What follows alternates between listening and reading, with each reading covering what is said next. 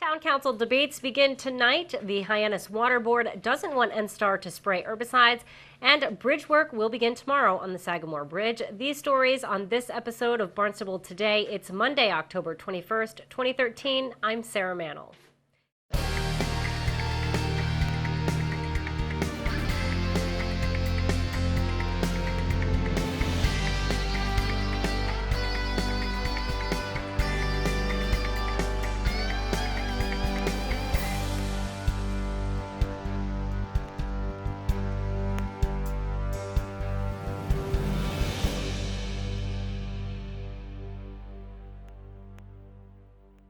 The Hyannis Water Board is expressing concerns about NSTAR's plan to use herbicides under power lines. Water Board Chair Deb Crow addressed Town Council last week and said they are reminding NSTAR about an agreement between the utility and the former Barnstable Water Company. That agreement prohibits the use of herbicides on water company property. The town now owns that land, but Crow wants NSTAR to honor the agreement. Crow is asking that the utility company present alternative methods for vegetation control. The upcoming town election is just 2 weeks away. This election is a rare one. All town council seats are up for re-election. Tonight, the Barnstable Patriot is hosting a series of debates that will be aired right here on Channel 18. The debates will be moderated by former Barnstable Patriot publisher Rob Sennett. Barnstable This Morning host Sarah Colvin sat down with Sennett last week to get details. Election Day is right around the corner, and all 13 town council precincts are up for re-election this year. And before the election day comes, there will be some debates. I'm Sarah Colvin, and today in studio, welcome Rob Sennett, a former publisher of the Barnstable Patriot, who will be serving as moderator for those debates. Rob, welcome to our studio. Thank you very much, Sarah. Happy to be here. Thank you so much for coming in. So let's talk a little bit. Obviously, the Patriot has been around for a very long time. 1830. 1830s. Yep. A very long time. So many elections have been covered. Talk to me a little bit about the tradition of election coverage with the Patriot. The Patriot has always cared about informing our readers on local affairs, and that includes how we are governed. And when my wife Tony and I came to the Patriot in the summer of 1994, David Still, our editor at the time, and I talked, and we said, hey, there's a town television channel. Why don't we do live debates? And that was the genesis of covering the town council elections.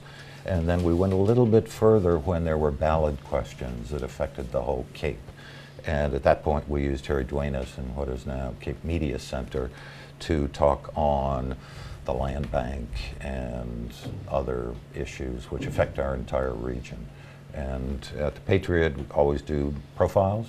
We always make certain that our recommendations are made for casting said ballots well in advance of the election, so that there's an opportunity for our readers to write in with their opinions on our selects from an editorial standpoint. Do you have a tradition of making endorsements for either ballot questions or candidates? Yes, and the theory there is that we cover our town, we presumably know a little bit more about the workings of government and about those who vie for seats to represent us, so yes, we do. We do not do endorsements, for example, for the United States Senate. Right. Because there are other people who do, frankly, a better job covering that than But we for do. our local candidates. But for our local candidates, yes, indeed. What is the process of coming up with a recommendation? Is it kind of a group effort? Do you all, or is it one person who kind of makes those suggestions? Well, when I was the publisher of the paper, it would be David and Ed Maroney, who is now the editor, and I would sit around after interviewing each of them. This was not a pig in a poke. This was based on conversations and reporting. Indeed, very, very important. And so, of course, this year is kind of unusual because we don't just have half of the council being elected. We have all 13 precincts. Now, of course, not everyone is running with a competitor, but certainly there's a lot to cover with when all of those precincts are up for election. And the math is that 6 are contested seats and 7 are not. But we profile even those uncontested seats.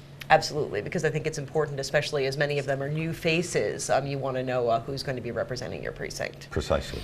So talk to me a little bit about the upcoming debates. We have a number of candidates going back and forth with each other. What's the format of the debates like? Well, firstly, Election Day is November 5, and the debates are Monday of next week and Thursday of next week, which is to say the 21st and the 24th.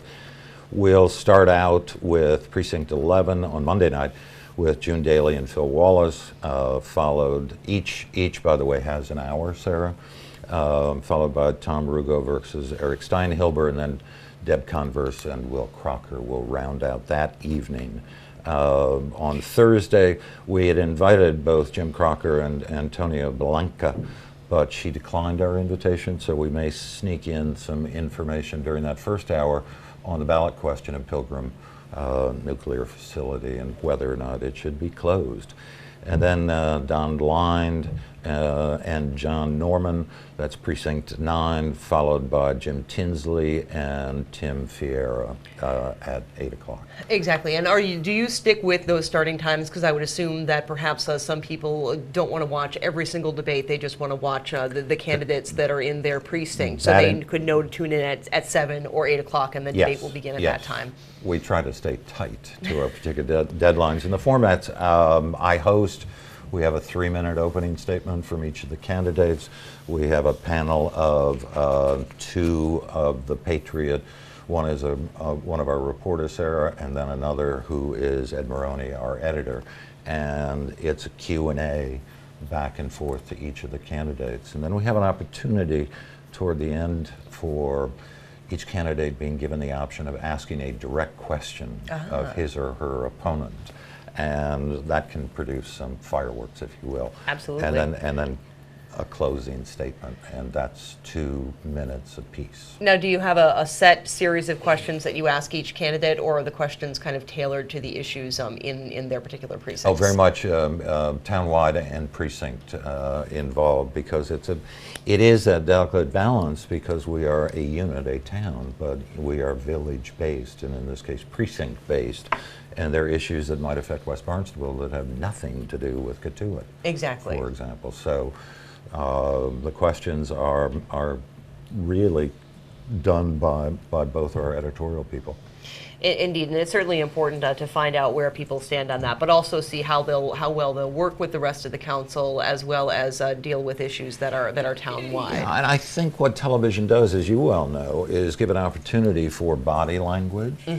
Tone of voice that you don't get from a written document, and I think people are looking at compatibility, if you will. Certainly. And a number of other sort of soft personality or character traits that can come out when the camera's on and the questions are being asked. Exactly, and with the written word, of course, you have time to edit and you can run it by people before it gets out there, but with kind of a one-on-one live TV questioning, that's you. No place to hide. No place to hide. We well know that here on Channel 18.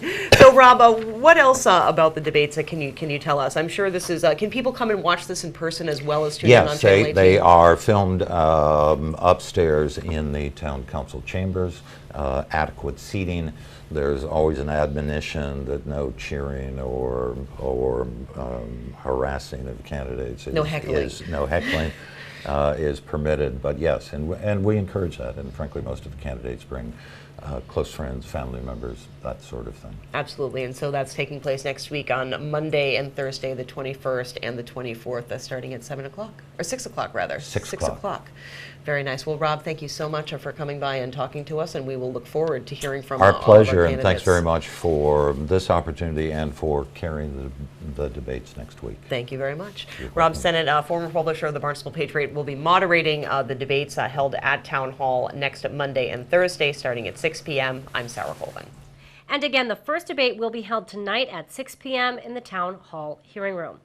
Tomorrow, work begins on the Sagamore Bridge. This means travel will be restricted to 1 lane in each direction weekdays for the next several weeks. The lane closures will be in effect Monday through Friday between the hours of 8 a.m. and 4:30 p.m. Updates on the bridge work can be found at facebook.com/core New England. For Barnstable Today, I'm Sarah Mannel.